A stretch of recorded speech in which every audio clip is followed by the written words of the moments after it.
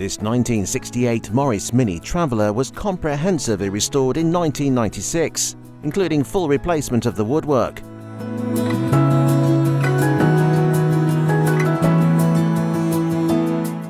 Used sparingly since the conclusion of the restoration, it's a very rare example fitted with automatic transmission from new.